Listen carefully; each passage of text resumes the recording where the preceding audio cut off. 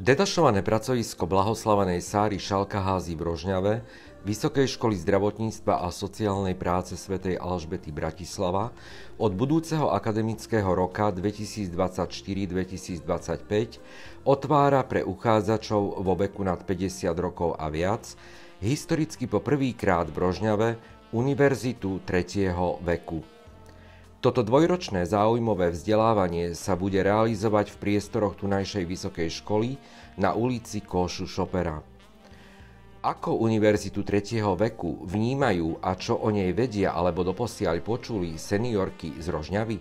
Áno, počula som už pred pár rokmi. Jedna známa začala chodiť, tak som zvažovala, že aj ja by som, len potom, čo si do toho prišlo, takže nakoniec som nešla. Tá idea celoživotného vzdelávania je veľmi dôležitá. Ja ako inžinier ekonóm a stredoškolský učiteľ vlastne musela som sa celý život vzdelávať a veľmi kvitujem, pokiaľ aj seniori v rámci svojich možností budú mať tu v Rožňave túto možnosť využiť. Práve Univerzita 3. veku je tým pravým miestom, ktoré poskytne študentom v strednom, ale najmä v staršom veku priestor na to, aby využili svoje doteraz nadobudnuté skúsenosti a poznatky, získali nové informácie, ktoré im bez pochyby skvalitnia život a pomôžu pri naplňaní ďalších osobných ambícií. Je to pre nás v prvom rade veľká výzva z viacerých dôvodov. Prvá myšlienka, ktorou sme sa zaoberali, bola demografická skladba ukazovatele mesta Rožňavy ako okresného mesta. Vieme, aké je vekové zastúpenie populácie. A na druhej strane sú to naše zámery a misia, ktorá sa prejavuje v tom, že vzdelávame teda v dvoch pomáhajúcich profesiách, či v povolaní sestra ošetrovateľstva, v povolaní sociálna práca, sociálneho pracovníka. A našim cieľom bolo vlastne premostiť jednak tieto dva obory a zároveň i vytvoriť tú ďalšiu alternatívu a premostenie smerom teda k tej populačnej krivke. To znamená, že inšpirovala nás myšlienka možno búrať tie hranice a vytvoriť priestor na ďalšie vzdelávanie aj našej tej najcennejšej časti obyvateľstva, ktorá momentálne možno nenachádza také až veľké spoločenské alebo iné uplatnenie na území mesta, eventuálne v okrese. Takže pre nás je to česť, že budeme môcť sa im venovať, posúvať nové informácie práve z týchto dvoch oborov a tešíme sa na ich veľký záujem.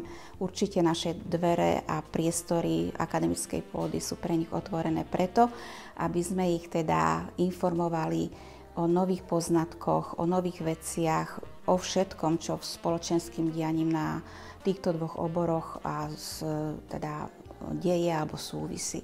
Takže každý, kto bude mať 50 plus, bude vítaný na Univerzite 3. veku. Počas prvého ročníka študenti absolvujú množstvo zaujímavých prednášok, ktoré sú navrhnuté tak, aby čo v najväčšej miere reflektovali potrebám a záujmom práve osobám v strednom a v staršom veku. Študijný program, ktorý sme vypracovali, tak sme ho rozvrhli na 2 akademické roky a 4 semestre. Teda my s našimi študentmi na akademickej pôde budeme pracovať riadne ako študentmi vysokej školy v zmysle zákona o vysokých školách.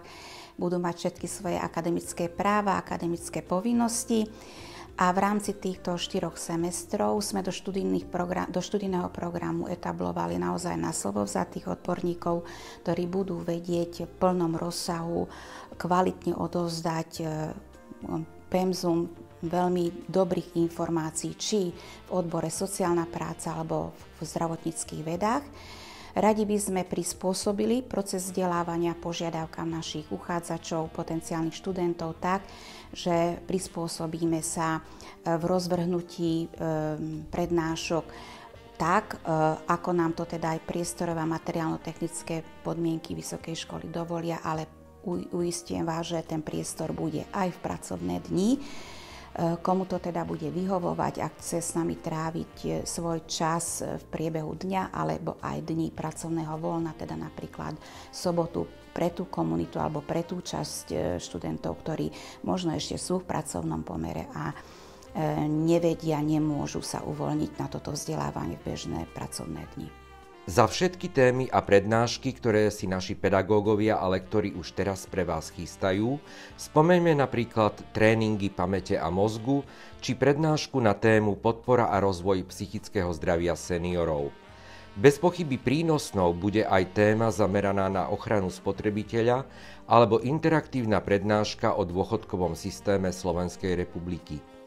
Nebudú chýbať ani predmety ako finančná gramotnosť, ďalej ochrana zdravia, života, majetku a bezpečnosť seniorov, či prírodné liečivá a ich postavenie v oblasti zdravia. Do pozornosti dávam aj praktickú prednášku na tému finančných príspevkov na kompenzáciu ťažkého zdravotného postihnutia.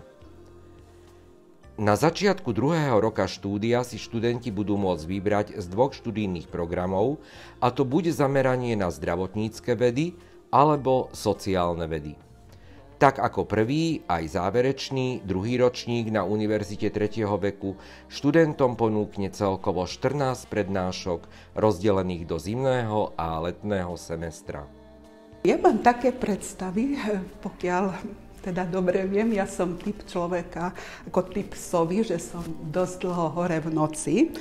A pokiaľ po obede by sa to otvorilo, určite by som si ako vybrala túto možnosť, pretože je to také, ktoré teda je dobré študovať, veci stále obnovovať, poznatky, ako ten mozog cvičiť, ináč samozrejme, každý deň čítam také psychologické a sociálne veci aj v rámci Facebooku a krížovky lúštím sudoku, ale pre mňa, čo je dôležité, tak sociálne kontakty, budovanie sociálnej klímy v rámci kolektívu a tie chyby, ktoré nastanú nielen v kolektíve, teda seniorov, ale aj v domácom prostredí. Čiže toto by som rada ako dostala odpovede na tie otázky, preto ja som taká bojovníčka za praktičnosť, že nie len odprednášať a my si vypočujeme, ale viac priestoru dať tej praxe. Rada by som, plánujem to, zvážila som túto možnosť fakt a chcem čosi ešte pre seba urobiť. Na základe aj mojich predchádzajúcich skúseností a vzdelania by som chcela ešte čosi viac. Tak ako rozhodli ste sa aj vy pre štúdium na Univerzite 3. veku u nás v Rožňave? Verím, že áno, pretože prísun nových a užitočných informácií znamená aj trénovanie vašej pamäte a mozgu. Byť na akademickej pôde znamená aj tráviť svoj voľný čas zmysluplne a prehlbovať si sociálne kontakty. Neustále udržiavanie duševnej a fyzickej rovnováhy znamená aj navrátenie pocitu plnohodnotne prežívaného života. Nezabudnite, že už teraz všetky informácie o Univerzite 3. veku v Rožňave sú zverejnené na webovom sídle nášho detašovaného pracoviska v sekcii Uchádzač, kde okrem iného nájdete aj prihlášku na štúdium. Tešíme sa na vás všetkých v akademickom roku 2024-2025.